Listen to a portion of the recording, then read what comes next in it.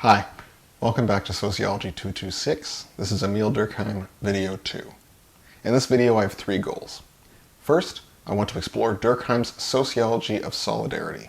Secondly, I want to give you two examples of that sociology of solidarity, looking to the law and to religion. Finally, I want to get you ready for your weekly response. Let's do it. In the division of labor and society, Durkheim argues that there are two different types of social solidarity that will exist in any and all social organisms. This is really important. No matter what kind of society you have, so long as it is a society and it has a duration, there will be solidarity of one sort or another. So, two different forms of social solidarity: mechanical solidarity, or solidarity by similarities, and organic solidarity, solidarity arising from the division of labor. Lesser developed, or, as Durkheim and not me would say, primitive societies, are those where individual roles are more or less similar and the collective mind is very much in full force. Individual differences are rarely present, if tolerated, and the individual consciousness is very weak, if present at all. Recall, this isn't just about individual consciousnesses, but also about moral codes. Each member of such a society is subject to the whim of the collective morality equally at all times. This is mechanical solidarity.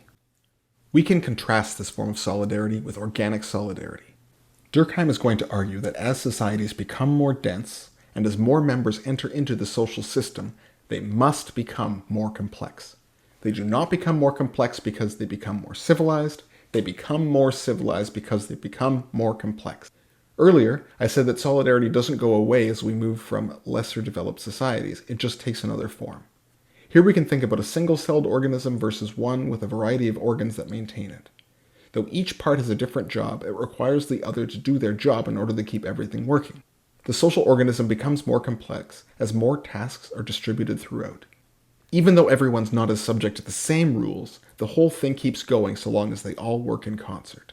Here there is a key argument. Organic and mechanical solidarity exist on a spectrum. Each social system is as developed as it is based on the distribution of tasks internal to it. As we progress from one to the other, we move away from the collective mind to the individual consciousness. It isn't like they go away, but their relative strength is determined by the tasks distributed throughout the social organism. Remember, Durkheim sees individualism as a social product.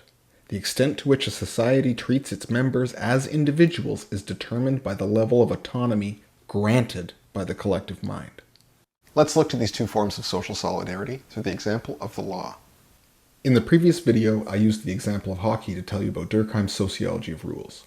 One of the major readings of Durkheim is as a functionalist, suggesting that social institutions allow society to function as an organism by maintaining social order. If social forms are to continue to exist, they must be regulated. The law and the legal apparatus, then, represents an institution that allows social order to be maintained. It assigns roles and addresses deviation from those roles. We have two different forms of social solidarity, mechanical and organic. In one, actors are treated similarly, assigned the same function, and act in the same way. This is mechanical solidarity. In the other, organic solidarity, actors are differentiated and yet related within the same complex social system. In the division of labor and society, Durkheim gives us the example of the law to explicate these two forms of solidarity. Durkheim gives us the example of religious law as the basis of mechanical solidarity. We can think here of the Ten Commandments. Thou shalt not is the basic phrase that comes to mind. Each of these is applied equally to all members of society uniformly. Don't kill, don't steal, don't covet thy neighbor's wife, don't offend the collective morality of mechanistic societies. The institutional role of religious law is to maintain social order in a mechanistic fashion. Durkheim argues that as societies become more complex, as different tasks become distributed throughout the organism, law must accommodate it. It's not like we don't have criminal law anymore, but the kinds of laws that regulate behavior must adapt to different non-criminal conditions in order to keep things working. We need institutions that promote differentiation. With contract law, we start seeing different types of social roles and moral obligations being distributed asymmetrically. Consider the example of a residential lease. With a lease, we don't have a bunch of shared you-musts that apply to both you and the other contracting party. Instead, we have a distribution of rights and responsibilities that are different based on your role in the contract. The landlord must save your check for the last month's rent. You're not allowed to store garbage in your living room. The law has a productive rather than just restrictive function in the way it regulates behavior. In our society, we have both types of law at work at once. But, and this is Durkheim's point, you can certainly have a society that only exists on repressive law. This is the basic form of society. As the organism becomes more complex, we introduce all sorts of different laws by necessity. We need laws for different types of work, for servers, for teachers, for policemen. We need laws for student loans. We need laws for copyright, for liquor stores.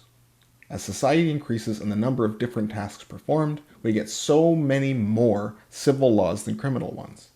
We have both kinds of law, but way more laws for different social tasks. For Durkheim, the law is the expression of collective morality.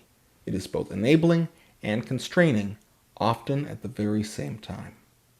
Finally, I want to address deviance and punishment. If institutions like the law allow society to function, there must be some mechanism for dealing with those who don't follow the rules. Remember, Durkheim argues that deviation from the rules of society is normal.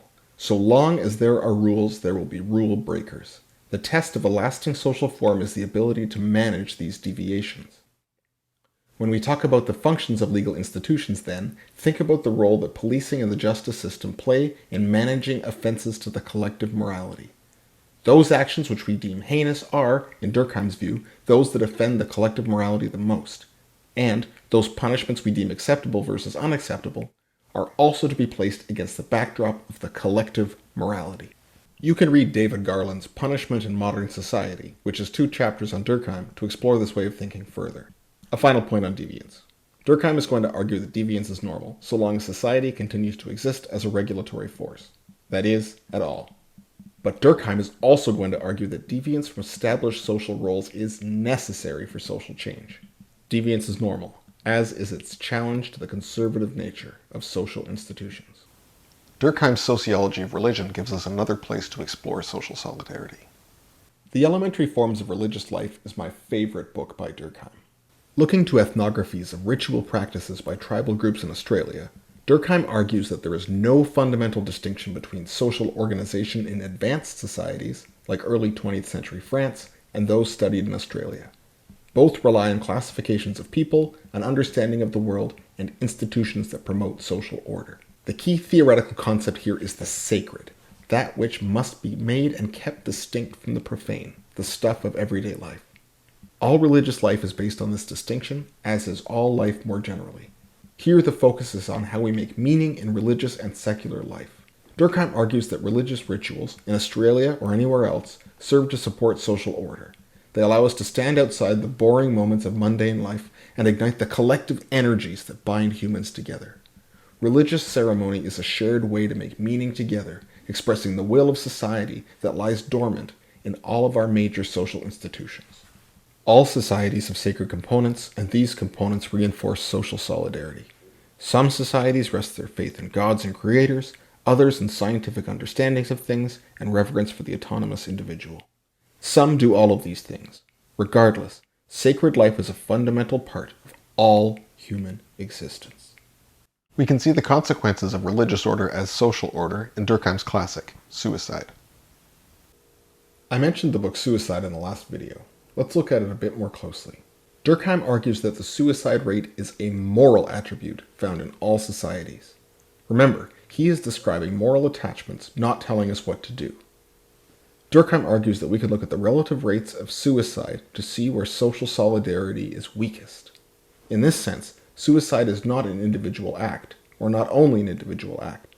Isolated individuals are the outcome of the common moral order. Suicide is a sociological problem. As one of the first books in statistically driven sociology, the book is already a classic. Remember, I called it one of the first mixed methods studies. What matters to us right now is that suicide varies greatly through religious groups. Durkheim argues, with statistical evidence, that individually minded religious groups, in his case European Protestants, commit suicide at a far greater rate than collectively minded groups, namely Catholics and Jews. As I mentioned in the last video, Durkheim is looking to religious life as a source of social solidarity. Groups and communities that are more closely knit and display lower levels of individualism are less susceptible to suicide than more individualized ones. This is extremely important in Durkheim's age, whereby secular society is eliminating the religious institutions of the old social order. What originates in a descriptive study of religious life is in fact also an indictment of the normlessness found in mass society, what Durkheim would call anomie in both the division of labor in society and in suicide. The problem is not only alienated labor, but rather social institutions that do not promote social integration. Whereas Durkheim's early work focuses on the collective consciousness, his later work focuses on collective representations. There is a major difference between Durkheim's earlier work, found most clearly in the division of labor in society, and his later work, in the elementary forms of religious life. In the former, Durkheim talks about the collective consciousness, in reference mostly to the ways that we think about ourselves as individuals and as members in society. This we can think of as a group psychology, insofar as the group has a mind of its own, irreducible to the mind of the individual. We think alone, yes, but a great deal of our conscious life in society is thinking together. In his later work, however, Durkheim moves from the content of what we think together to the categories of thought itself. In the elementary forms of religious life and primitive classification, Durkheim is going to argue that the categories of thought are the outcome of social divisions. The category of space, for example, is derived from the spaces we allocated to particular people in the world before a measurement that we use to understand things in terms of spatial coordinates. At least, this is the argument that Durkheim and his nephew Maus are putting forth in their short book, Primitive Classification. Despite its regrettable title, the book argues that the scientific categories we use to understand the world are no different than the social categories deriving from the religious organization of society. So while Durkheim's early work deals with the content of thought, for example, what acts are to be punished and who is a deviant, the later work looks to the way that we think about the world at all as an outcome of social order. So how do we do Durkheimian sociology? I'm going to give you two readings. One is the classical reading. The second is a more mystical reading. I want to give you two different readings of Durkheim's work. I have to emphasize, one is traditional and the other is out there. If you read a classic theory textbook, you'll get the first. It is this: Durkheim wants a science of society. All social forms have attributes that they share on a spectrum with others. Relative levels of crime, solidarity, marriage, suicide, etc. We can take these attributes, examine societies through them, and come up with the laws that govern human conduct. If societies are going to be societies, they will have these attributes. This is largely consistent with the reading I presented you in the last video. In short, societies have objective characteristics, and it's the job of the social scientist to figure them out and make theories about them once we have hard data. This I will call the classic reading of Durkheim. There is, I think, another, more mystical reading. This focuses on Durkheim's reading of religion in the elementary forms. Whereas in the earlier work he looks to moral facts, in his later work Durkheim focuses on human meaning as it is distributed in collective life. Here the focus is on how emotion is distributed through ritual acts, how moods can flow in and through public life, and how sacred forces and energies shape individuals. Here, Durkheim puts scientific classifications and religious categories on the same level. They both emerge and take shape in collective life.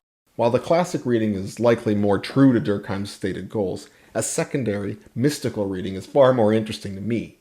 Rather than objective facts, we have forces, energies, and moods. While the second may be more interesting, the first is the reading that will inform much of the classic sociological theory that we read in this course. We will find one of these readings in the work of Talcott Parsons in terms of a scientific sociology, and another in the work of Harold Garfinkel, focusing on meaning. That's it for me. Now it's your turn. In 2 paragraphs, between 5 to 8 sentences in length, describe what it means for social solidarity to be a social fact, and then apply that concept using the example of crime or religion. Again, I need you to look deeply into the readings for this answer, not just summarize the lecture.